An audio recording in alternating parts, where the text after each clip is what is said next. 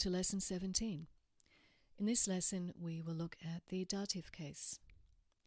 Our phrase is Gloria Patri et Filio et Spiritui Sancto. Glory be to the Father, and to the Son, and to the Holy Ghost. Before we go on to the dative case, let's review what we know about cases already. So far we've seen that subject nouns take the nominative case and are found on the first row of our noun paradigms. We've seen that possessive nouns take the genitive case and that they're found on the second row of our paradigms. You've also learned that the genitive form is very important because this is the form that indicates to which declension a noun belongs. You've seen that direct objects take the accusative case and that they're found on the fourth row of our noun paradigms. And you've also learned that words that express relationship between nouns are called prepositions, and that two common prepositions are the words to and for. And to and for become very important when it comes to the dative case. So, what is this dative case? Well, this is the form that is found in the third row of our noun paradigms. The dative case is used when a noun provides information such as to whom or for whom an action is done. Another term for nouns which take the dative case is the indirect object. So those two go together. Indirect object, dative case. Let's have a look at some English examples first. Here's a sentence. The boy shows the new bike to his brother. The verb is shows.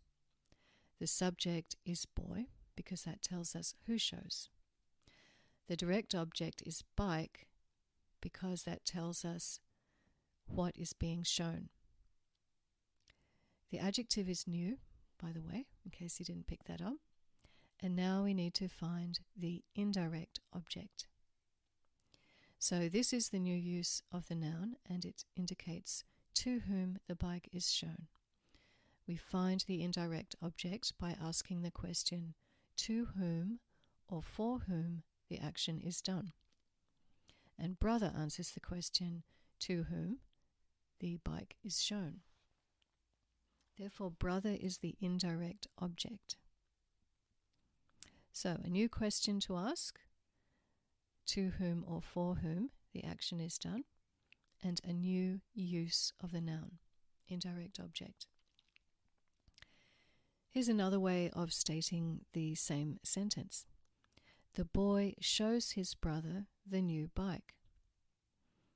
Now, it's important here to be very clear about the function of each of these nouns, and don't let the word order confuse you. The verb is shows. That's pretty straightforward. Who shows? The boy shows. Therefore, boy is the subject. The boy shows what? He's showing the bike. He's showing off his bike. Okay, so bike is the direct object. The adjective is still new, and we're looking for an indirect object. Of course, there won't be one in every sentence, but there is one in this sentence. The indirect object answers the question to whom or for whom the bike is shown. And obviously, that's the brother. Okay, so don't make the mistake of going, what comes if I ask the boy shows what? The boy shows his brother. No, that's not right. He's not showing his brother. He's showing something to his brother. He's showing his bike to his brother. So bike is the direct object and brother is the indirect object. Now, looking again at those two sentences together, in the first example, brother is preceded by the preposition to.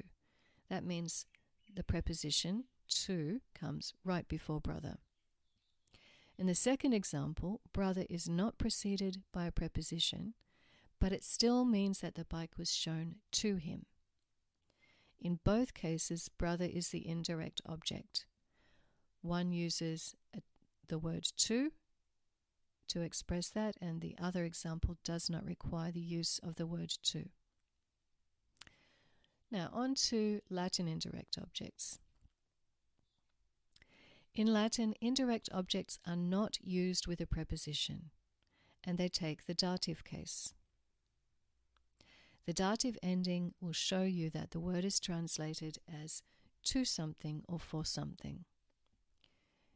Dative nouns commonly follow verbs which express showing, giving, telling, obeying, or ordering.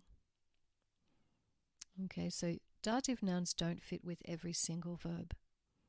These are the most common verbs that you'll find an indirect object used with. Here are some examples from the Rosary and the Angelus.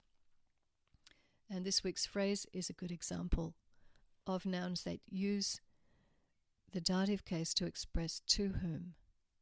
Gloria Patri et Filio et Spiritui Sancto.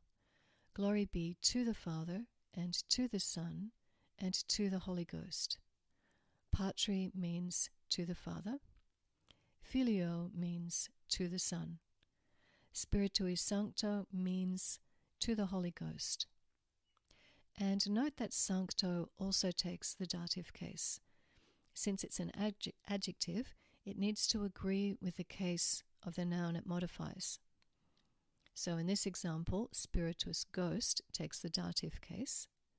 So sanctus holy also needs to take the dative case, and it also needs to be in the masculine form because spiritus is masculine. Next example. Angelus nunciavit Mariae. The angel declared unto Mary. Now this prayer uses the archaic word unto. Archaic means old-fashioned. But it still means the same thing as to. The angel declared to Mary. So Mariae is in the dative form. And Mariae is the indirect object. To whom was the angel declaring? To Mary. Notice that Mary's not the direct object. Okay, the angel was not announcing Mary. The angel was announcing the greeting and the message about the incarnation to Mary. Another example from the Mass. Gratias agamus Domino. Let us give thanks to the Lord. Domino is the dative form of Dominus Lord, and it means to the Lord.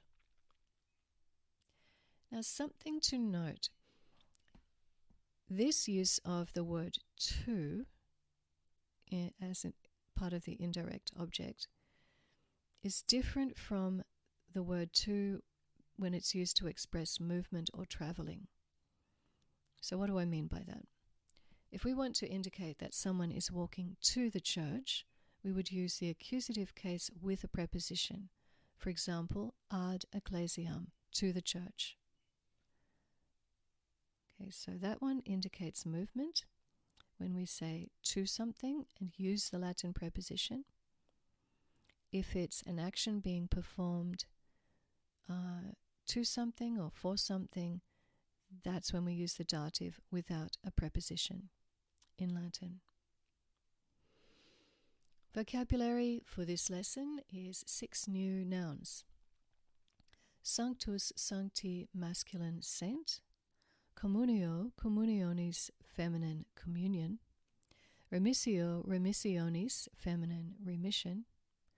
Promissio promissionis feminine promise. Tentatio tentationis feminine temptation.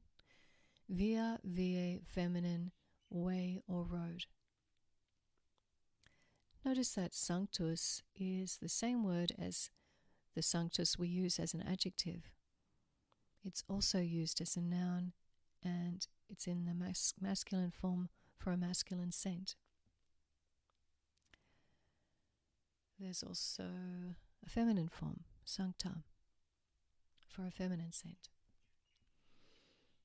Homework exercises in your text. At the end of the lesson, you'll see an English grammar exercise with some more practice identifying the indirect object, and then, as usual, 10 translation exercises. There are also supplementary exercises where you'll see some review of what you know about the cases so far, and a drill schedule to keep on top of your review and your oral work. That's it from me. Goodbye and God bless.